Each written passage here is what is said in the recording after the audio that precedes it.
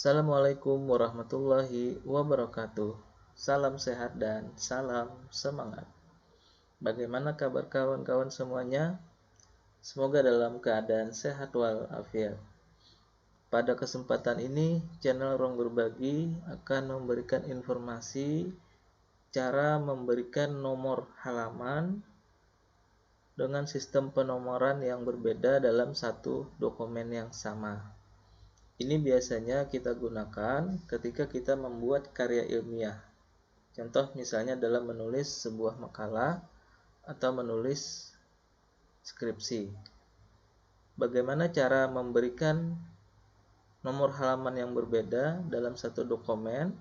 Mari kita simak video berikut ini. Sekarang kita lihat dulu satu buah dokumen. Nah, di sini ada satu buah makalah yang saya kira sangat sederhana sekali, tapi karena ini hanya contoh, isinya bisa diabaikan saja ya. Nah, di sini format dalam sebuah makalah tentu dimulai dari yang namanya cover. Yang berikutnya di halaman kedua ada kata pengantar, dan di halaman 3 ada daftar isi. Nah, untuk bagian cover tentu di sini tidak diberikan penomoran halaman. Nah, untuk bagian kata pengantar ini diberikan penomoran halaman di tengah bawah ya, menggunakan angka Romawi. Nah, dimulai dengan I. Di sini angkanya sengaja kita perbesar agar terlihat lebih jelas ya. Nah, lalu yang berikutnya daftar isi juga menggunakan angka Romawi yaitu I2. Sedangkan untuk isi itu dimulai dari bab 1 pendahuluan. Nah, letak penomoran halaman awal bab biasanya dia diletakkan di bagian tengah bawah ya, seperti ini nomor 1. Sedangkan pada halaman berikutnya dia masuk pada halaman 2, dia letaknya di sudut kanan atas seperti ini ya kira-kira. Nah, setelah masuk pada awal bab 2, dia kembali lagi ke sudut tengah bawah dan dilanjutkan pada halaman berikutnya atau halaman seterusnya masuk pada sudut kanan atas sampai pada bab 3. Kita teruskan bab 3.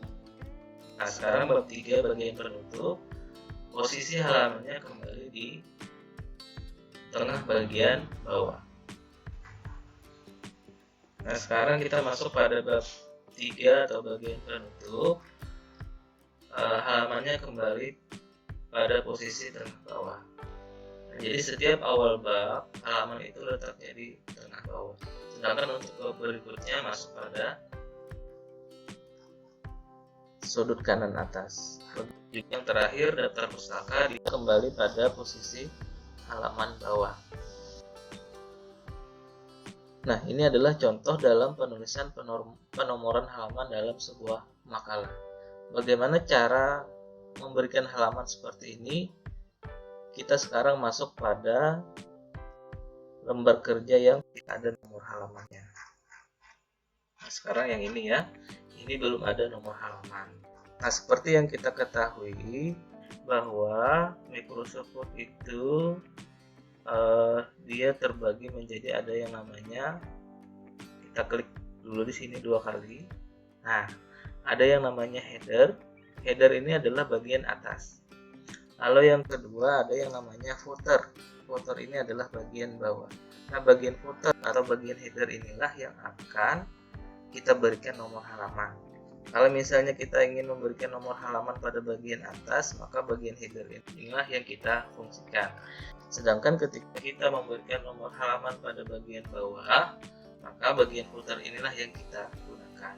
Bagaimana cara memunculkan header dan footer ini? Cukup dengan mengklik 2 kali di bagian atas atau bagian bawah. Misalnya kita klik 2 kali pada bagian atas, maka bagian headernya akan muncul. Lalu kita keluar. Cara yang kedua untuk memunculkan header dan footer, kita klik 1 kali, klik kanan, lalu klik edit header, maka dia akan muncul jendela header dan jendela footer. Lalu untuk mengeluarkannya kita klik close gitu ya.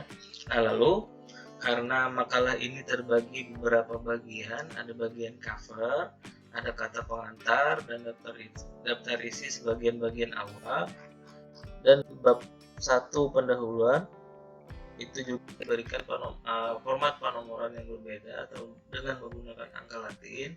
Maka lembar kerja ini akan kita bagi ke dalam beberapa bagian atau ke dalam beberapa section. Nah, untuk section yang pertama ini dimulai dari cover, sementara cover tidak diberi nomor halaman. Nah, untuk yang section 2 kita kita bagi menjadi masuk pada section 2. Nah, bagaimana untuk membagi section itu? Kita letakkan kursornya di bagian awal kata pengantar, lalu kita pilih menu layout, kemudian kita ambil breaks dan kita pilih next. Nah, lalu kita kembalikan, kita letakkan kursor di akhir tahun 2019, lalu kita tekan delete. Nah, sehingga kata pengantar ini kembali ke semula. Tapi kita cek kembali apakah kita sudah terbagi menjadi 2 section. Nah, seperti yang kita ketahui, di bagian cover ini dia sudah masuk di bagian section 1. Sedangkan bagian kata pengantar dia sudah masuk section 2. Artinya untuk bagian cover dan seterusnya ini sudah dibagi menjadi 2 bagian atau 2 section. Nah, di sini ada section 2, lalu di bagian sini ada sum as previous. Sum as previous itu artinya adalah sama dengan halaman sebelumnya, sedangkan kita di sini tidak menghendakinya. Tentunya bagian cover tidak punya halaman, sehingga bagian kata pengantar berbeda dengan bagian halaman cover, sehingga kita perlu menonaktifkan sum as previous-nya. Caranya bagaimana? Tinggal kita klik link to previous. Nah, maka dia akan hilang. Lalu untuk yang footernya di sini masih ada sum as previous, kita tinggal mengklik go to footer. Kita klik 1 kali, lalu kita klik link to previous. Nah, setelah itu kita terus. Nah, sehingga lembar kerja ini sekarang sudah terbagi menjadi 2 section. Lalu yang berikutnya kita masuk pada bagian bab 1 pendahuluan. Bab 1 pendahuluan ini tentu berbeda juga penomoran halamannya karena dia menggunakan angka Romawi.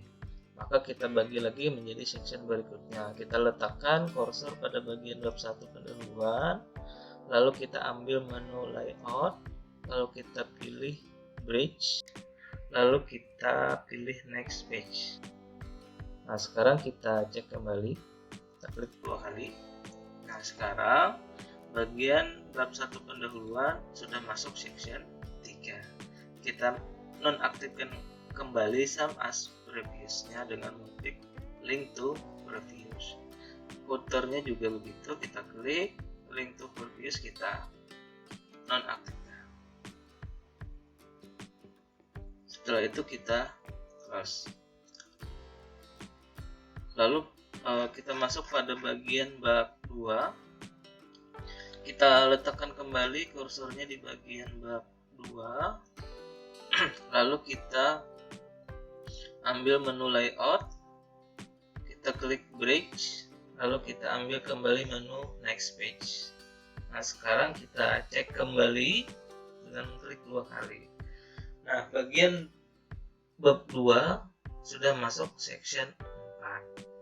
Untuk sum as previous di bab 2 ini tidak perlu kita nonaktifkan karena kita menginginkan sama halamannya dengan sebelumnya. Lalu kita close. Sekarang kita masuk pada bagian bab 3. Kita cari bab 3. Nah, sekarang kita berada di bab 3.